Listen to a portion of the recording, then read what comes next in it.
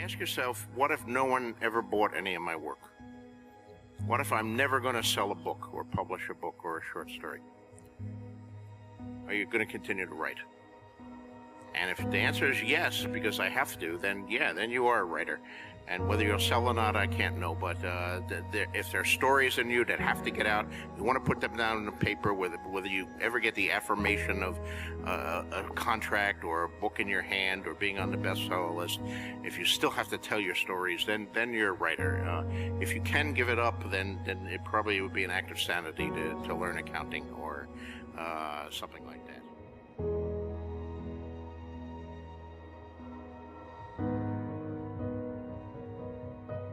If you're really going to be an artist with your own voice and you want to do different things and try, not the standard thing, then, the biggest balancing act you have to pull isn't really even being a good filmmaker. We'll just say that you have that, is that balancing act between sticking to your vision, sticking to your voice, but not being some asshole who could only hear the sound of his own voice. And it's all right there. That's it. You got to be able to listen to people. You got to be able to hear what they're saying, but you also can't just, when the going gets tough, not give up on your vision.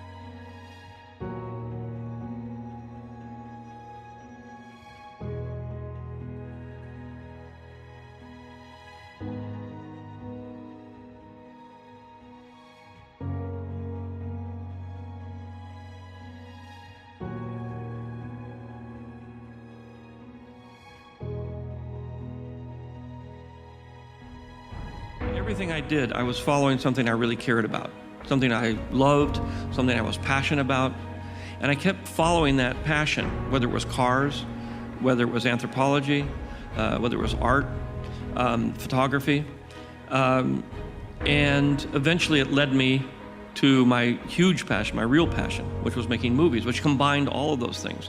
And I realized that had I gone on to get my degree in anthropology, I would have probably made anthropological movies in New Guinea or someplace, and eventually been on National Geographic and the History Channel, and been then making features, and I'd have done Star Wars just the same.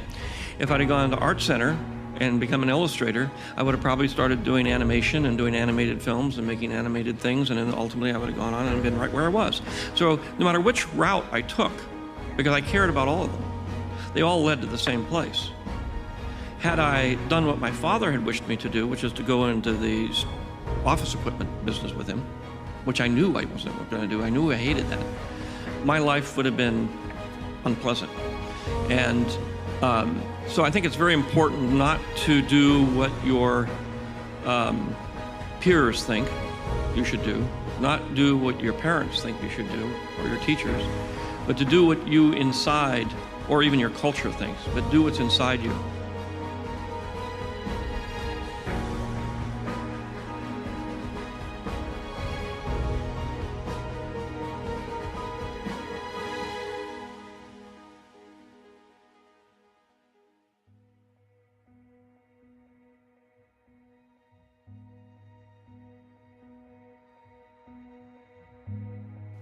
It's about bringing all the elements together. And if you are fortunate enough to not be driven by your own ego and not believe that all your ideas are the only good ones, and are open to suggestion and to criticism, that's not a good idea. Don't play it that way. That doesn't serve the writing. As long as actors, and to a large degree, directors, our job is to serve the writer. Serve the writing. If you serve the writing, you will ultimately serve yourself. I think we have gone through a couple of decades where actors have been spending more time serving themselves. And they have forgotten that it is about the writing. It is about finding out the world that a writer wants to create, and doing everything you can to give a director as many choices as they possibly can have in editing. And collaborating and being open about it and loving that aspect of it, because it's so incredible. If you, A, trust the people that you work with, and bring an atmosphere of openness and humor to the proceedings, so that everybody wants to come to work every day and do their best job. So it is about collaboration.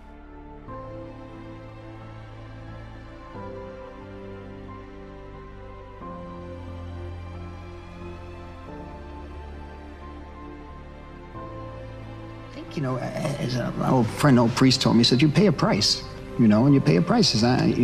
Just quite honestly, you know, personal life, really, and relationships go by the board. I mean, it was as if the Frank Capra quote, it's like a drug or something that you have to continue.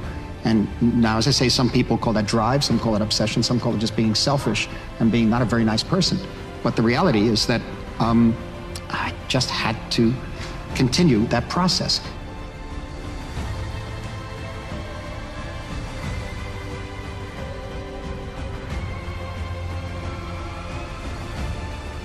Being an actor, or even being an artist, and I had studied in school behind the camera, was not even in the vernacular of my dreams.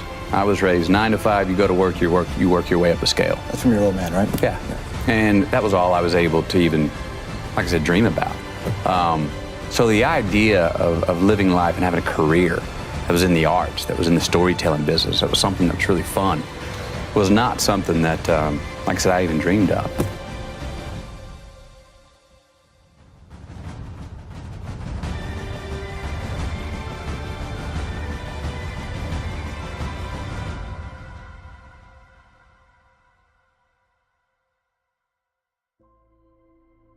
Well, we all are in the business of storytelling.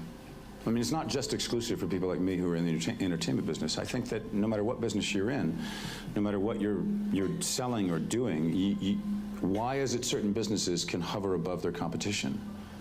I mean, is Starbucks really serving the best cup of coffee? Maybe not. I mean, I like a caramel macchiato myself, but is American Express really the best return rate on a credit card? Probably not. But it's the story they managed to tell. And I think that the more that we think about that, the more that we, you know, sometimes we see commercials and we see stuff and we just go, it's a turn off. But somehow those people that manage to tell a story, that manage to even temporarily move us in a certain way, that we remember. We don't feel like we're being sold. We feel like we're being told something that we can connect to. So I've always been driven by that very idea, that very notion.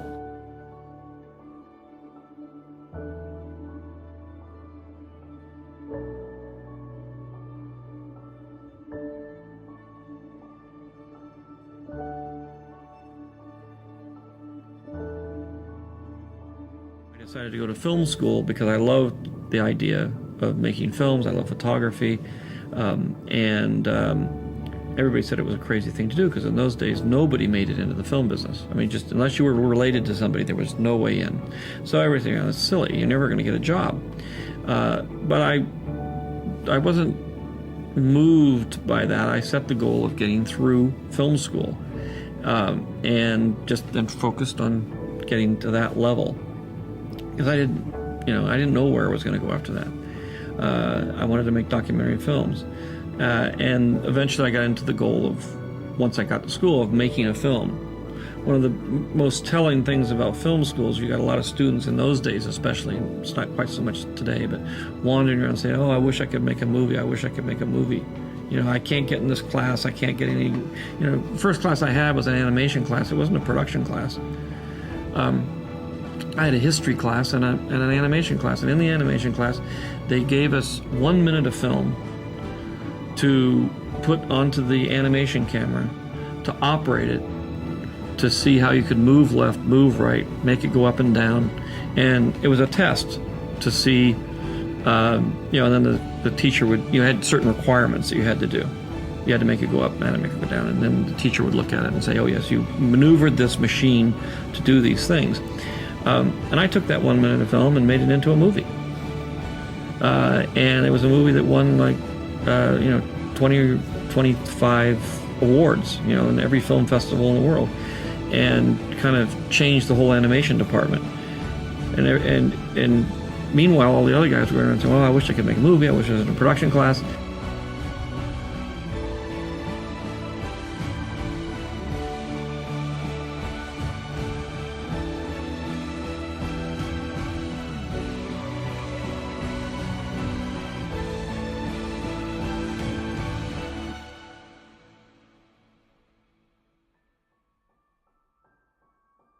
I got I started working at this video store, was pretty much what you're talking about around that time.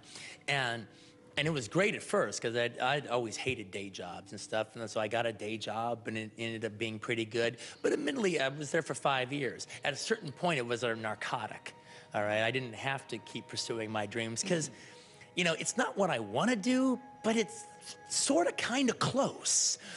And if I didn't have an artist soul burning in me, I could have made myself happy with that. I could, if I didn't have an artist soul burning to get out, I could have, you know, walked backwards a couple steps and just done that. And that would have been a fulfilling, well, to anybody else, it would have been a fulfilling life. It wouldn't have been for me because I wouldn't have known I would have had something to say that I didn't get a chance to say.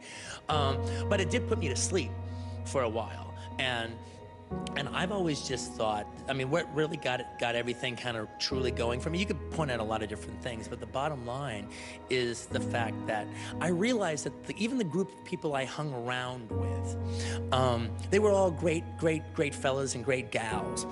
But, you know, it was easy for me to think that I was doing a lot because I was doing more to try to move myself forward than they were. But, you know, that's not, okay, I'm a big fish in a puddle. So what, all right? They're not doing anything, all right? So yeah, I'm doing more than them.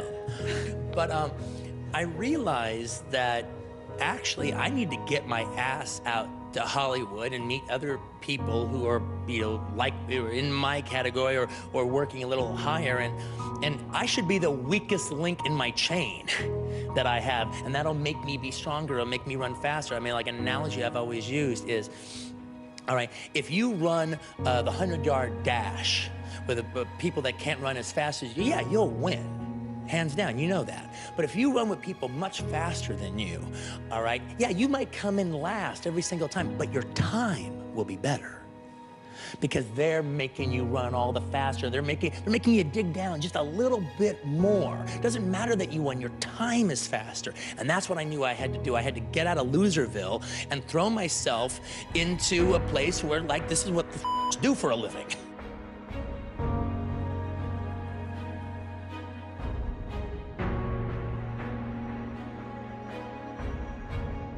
You know, there's always this sort of argument. You sometimes see it in the way movies are cut, where there's a cut every 3 seconds because, God forbid, something isn't happening on screen, something isn't distracting.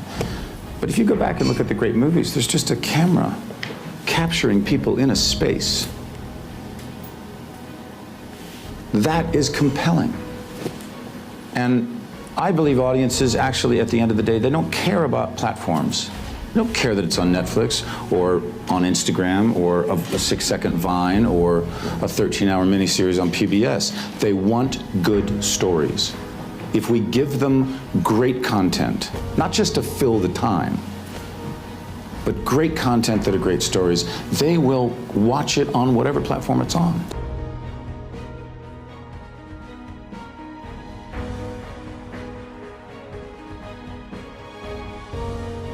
If you got the passion, to do it, and you do it, and it doesn't like work out. I got 3 years on a 16mm film that ended up becoming nothing but guitar picks, and I was very disappointed when I realized it wasn't any good.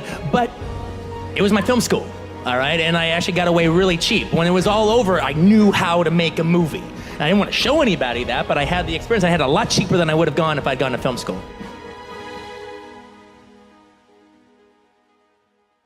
Everybody has talent, and it's just a matter of moving around until you've discovered what it is. A talent is a combination of something you love a great deal, that's something you can lose yourself in, something that you start at 9 o'clock, look up from your work, and it's 10 o'clock at night.